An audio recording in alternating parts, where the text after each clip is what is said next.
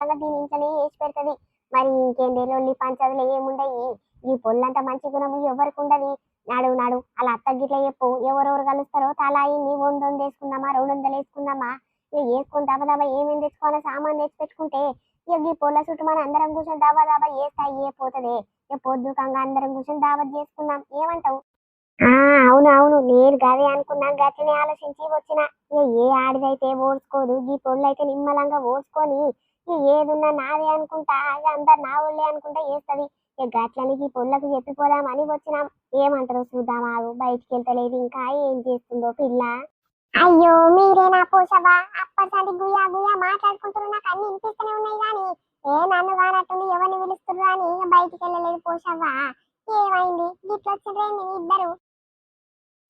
ఏం లేదు సరిత, పొద్దుకంగా 31 కదా, ఇక దావత్ చేసుకుందాము మన ఆడకట్టులందరం అమ్మలక్కలము తలా ఇన్ని పైసలు వేసుకొని అని అనుకుంటున్నాము. ఇక నీకు 4 రోజుల కింద ఒక మాట అన్నదని మళ్ళా గట్టిగా అన్నారు అనలేదు అని ఇక అందరూ ఓకే ఓకే అని అంటుర్రు. ఇక గదే ముచ్చట నీ చెవులు వేసిపోదామని వచ్చిన పిల్ల.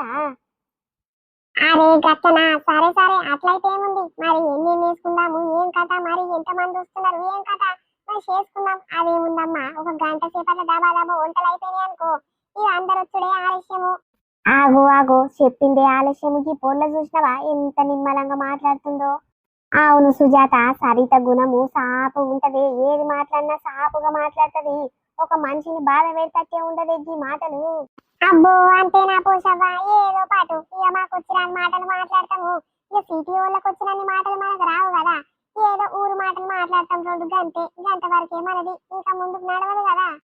ఓ పిల్ల, నువ్వు ఏమనుకున్నా సరే నేను చెప్తా. నేను నీ తోటి కోడలు లేనట్టుంది, నీ ఏరాలు వాళ్ళ అమ్మగారింటికి పోయింది కానీ అది లేదు కాబట్టి మాట్లాడుతున్నా.